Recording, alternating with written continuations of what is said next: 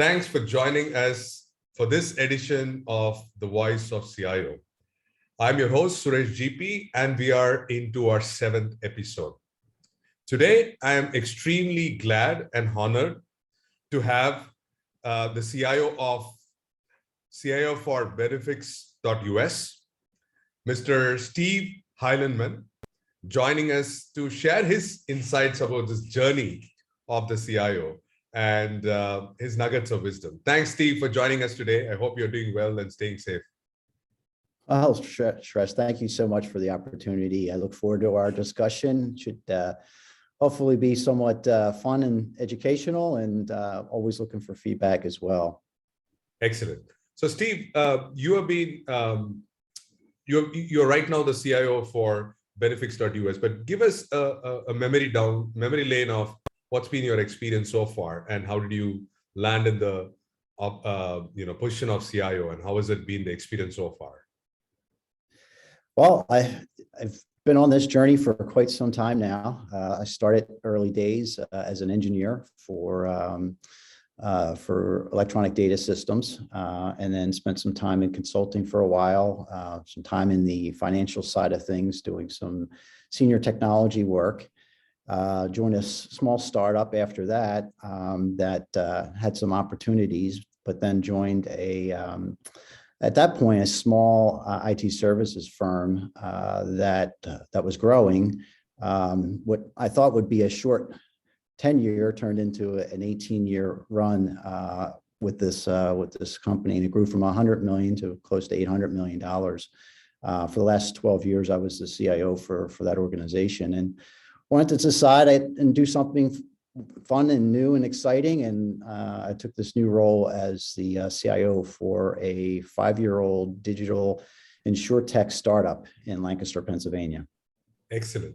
So, Steve, do you see a visible difference of the last 18 years as being CIO towards, or now as part of taking the baton? Has that changed so dramatically in the recent times? Oh boy, technology constantly is changing. I think the pace now is more than I've ever seen in the past. The demand now for technology has also changed. The pandemic, I think, accelerated a lot of that. Sure. If I look back, many of my peers, it was always about trying to get a seat at the table. Right. And now many of us have that seat at the table, and now it's a matter of, well, how do we keep that seat at the table? We got the visibility, we got the awareness, we got the support, and now it's a matter of how do we continue with that success? Because that could also, as quickly as folks got that seat at the table, it can also lose it. So now it's a matter of staying focused and driving value as part of the executive team. Excellent. So we generally hear a lot about digital transformation, but you also talk about something called digital optimization. So give us your definition between what is digital transformation, what is digital optimization. People tend to be a little miscarried around this information, isn't it? Yes. Well, thank you for asking that, because that's kind of a little pet peeve of mine. But the term digital transformation is definitely a very popular term, almost overused at this point. Sure. But for me, it's really, there's digital optimization and digital transformation. Optimization is really looking at taking existing either solutions, systems, maybe improving those things either by moving them to the cloud, maybe re-architecting a few things, but you're really optimizing an existing type of either solution or platform. Transformation is really creating new products, new services, new revenue streams. Many of my peers talk about doing digital transformation. In reality, many of them are really just doing optimization. Very few are really doing what I consider to be transformation items. Well, now more and more of that's occurring with some of the focus and the change, and with the new opportunities as an executive leader to force more on that. But that to me is a big difference in clarification between the two. And I think, to be fair enough, there is still merit in doing digital optimization to optimize. Oh, absolutely. Definitely, and a lot of times that's a stepping stone into transformation. You have to optimize first before you can actually transform. So yeah, there's definitely. I don't want to make it seem like it's not valuable. It's extremely Sure. valuable, but there's definitely a huge difference between the optimization and transformation. Right. And your role on as CIO, and you did mention about we have now got a seat at the table, but now the whole point is how do we sustain that position to constantly deliver more value? So in your experience as a CIO, what would you consider as your biggest value that was generated to the business? Because that's always $1 million question, because everybody thinks IT being more cost centric Yes. and not really adding value. So what has been your biggest takeaway or accomplishment during your tenure? Yes, another great question. But thankfully, I've been blessed because I've had that seat at the table now for quite some time. I think I've had opportunities that others may not have in the past with support, with investment, as we looked at doing new transform things. Last place, we were really into innovating and developing product, traditional services firm, but wanted to kind of get into the product space. And we launched about 5 or 6 new products as part of the innovation team there that was driving a variety of different revenue. And we were using that revenue to actually help fund the IT services. So we got to a point where it was 1% of revenue, which is kind of unique for IT. Typically, best class of organizations, you're looking at 3 to 4%, some as high as 8 to 10% cost of revenue for IT. For us to get down to 1% or less, like this close of being able to break even there with enough profit and revenue generated from the innovation to fund the IT services organization. That's excellent. And I think 1% would be a huge accomplishment. And I'm sure so that drives to our next question around this innovation space. Steve, you would have heard about, we have also used this word called innovation up to death, right? We have actually beaten it up very much down. But really, when you look at organizations today, which is more focusing on consolidation of your infrastructure, looking at shared services, where is the question of innovation really possible? And what do you think is actually missing in a lot of the companies that prevents them from being innovative? Well, there's a couple of things. One is never lead with technology. To me, innovation comes with building the culture, building the mindset, educating people. What does it mean to be innovative? How do you really build the process for generating the ideas, generating the potentials for innovative type solutions? Companies get into trouble when they lead with a hot technology or a technology they think should drive innovation, and they're not really trying to define what's the business issue or the business outcome we're trying to solve here, and start with that first, and then you can figure out now how can we innovate to solve that business outcome. Yeah, that's a fair point, to look at what's the business problem that we are talking about. It's like the why of the golden circle, right? I mean, why are we doing it in the first place, and why do we need to even consider? Now, that also brings in that many of the people I have seen, Steve, is they are really working in their own part of infrastructure, middle tier, application support, operations.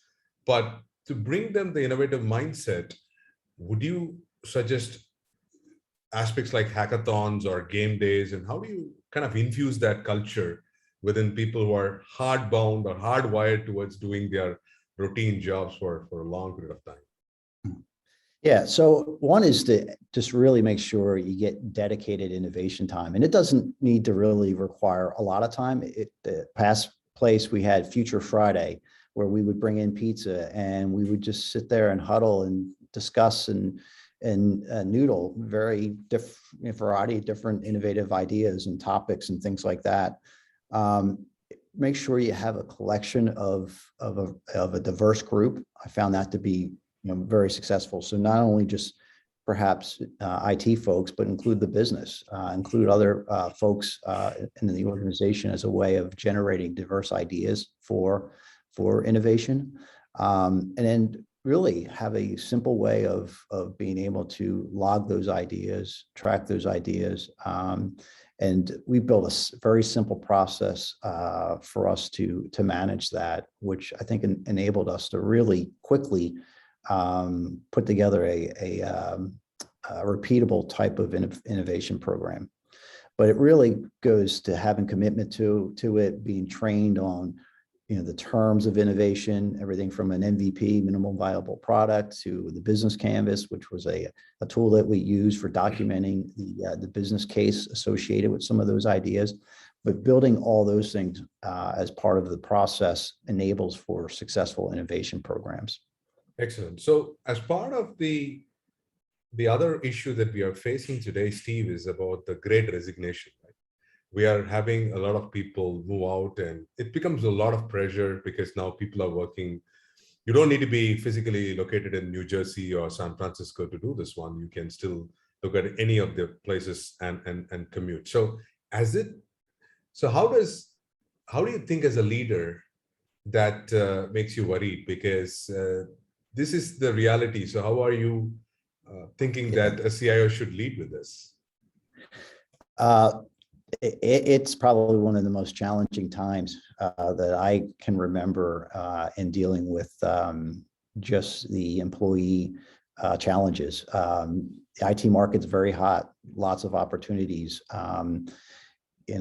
Typically you can't compete just on salary. So it's really a matter of providing good quality work, things that are exciting. And does the company have a mission that folks are bought on, that they feel they're engaged as what they're working on, making sure all that's tied to a value statement or a mission statement or a business outcome, so that they can see what they're working on is really driving value for the organization, no matter what level or what activity they're doing. Sure. And really building in those types of things. The remote work is also challenging. How do you keep them engaged so they feel like they're still part of the company, even though they're remote? The other thing is, how do you keep the company culture? That to me is, I still haven't quite solved that, especially with some of the remote workforce. That's an area that without physically being present, it's tough to replicate in an online or a remote kind of model. So if you have folks that have solved that and want to share, I'd love to hear their thoughts on that. But this is a very challenging time for us. I still remember not too long ago, they were talking about whether IT was still going to be around, whether it was still going to be valuable, whether the business could just replace IT. Education was being reduced in computer science because they thought everything would be offshore, and now it's come full circle. It's just it's exciting, but it's also extremely challenging at this point, being in this crazy world of information technology. Right, and to your point, we did mention about was now IT, and I was talking to one of the CIO on the other day, and he said IT has now really done a great job because of the pandemic to raise its bar. And now the question is, can we even retain the bar and the kind of the expectation? So from a demand supply perspective, when you talk with your business partners, Steve, what should be something that we should keep in mind, particularly as we start going into 2022 and beyond? Because there's a lot of demand. Will we still be able to manage that? So what should be our ideal partnership look like? And what are some of the do's and don'ts to make that really work instead of having an expectation mismatch between demand and supply? Yes. Well, first of all, diversify. I'm a big fan of having a variety of different options, whether it's full-time employees, whether it's key partners that you've built relationships with that you can then scale up and scale down capacity based on what's needed inside the organization. Build in programs where you're also, bringing in early entry-level types of individuals and help grow within the organization. As you start to build your capacity there, put together a continual learning type of initiative inside your company. It has to be really part of the fabric of the organization, that it's a learning organization as a way of just constantly growing and building skills. And it's a series of a few things. There's not one particular item. It's a matter of doing a bunch of these things and then doing them well as a way of managing through that demand cycle. Yeah, I mean, that's absolutely spot on. And so if someone was an aspiring CIO who takes the baton in 2021, 2022, and you've been a veteran CIO looking at all the turbulences and the troughs and peaks of the life, what would you advise for aspiring CIOs to navigate through this maze moving forward? Another great question. Well, one is really think of IT not as IT, but just as another business partner with the business. Sure. What I mean by that is everything that IT should be doing should be tied to some sort of business outcome, business deliverable. Really understand, and you see, it seems silly, but understand how your company makes money, making sure that you have focus and you have strategies to support that. I make sure all of our items, our strategy is tied to the organizational strategy, so that when I'm in these executive meetings, we're all talking the same, understanding the financial terminology, what it means by net profit and net income, and really being able to speak the business language and not the technology language. And just also being prepared. And again, don't lead with technology, lead with the business outcome. Excellent. I mean, that's very great points to do that. My last and final question would be, any transformation, Steve, will still look around, the process change, the technology change, but also the people change and culture change. So that's a very difficult part considering the way we have organized ourselves. So what are some of those areas that you can make a cultural shift? Would you need to have an organizational change management team driving this? How do you make that cultural shift towards that being a high-performing organization, which has that high trust, being autonomous and purpose that you talked about, which is what Daniel Pink says about high-performing organizations? But how do you make that shift, and what are some of the things we need to be cognizant? Because at the end of the day, people make a difference. So what are your thoughts and suggestions around the culture shift and transformation journey with people? Well, we kind of talked a little bit about it earlier. It's really making sure folks feel they are part of the organization. They understand the mission, they understand what they're working on is driving value, that they're being respected and treated as a person, not as a resource that's just delivering some code. It's really that it's more of a this team concept. The term servant leader is getting more and more popular. That's an area where, for the most part, the principles are things that I've done over many, many years now. They're getting fancy terms, and they're tied now to more of this servant leadership kind of model. But to me, it's about respect. It's about the individual, also about being open and honest, and having those those tough conversations, but being open and honest about the where things are and where things are going. And I think that in itself starts building this culture of inclusion, support, mission buy-in, things like that.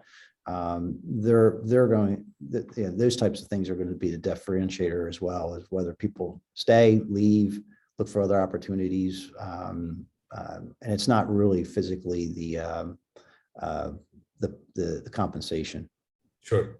That's great. So it's been a great conversation, Steve, today, for talking with you and other stuff. Any closing thoughts on what do you like to tell to the rest of the CIOs and the group around the future of CIOs and how relevant with CIOs? Because there's so much emergence of CDOs, chief digital officers and data officers. So any closing thoughts around that space? Is it going to change? There's so much of competition around those.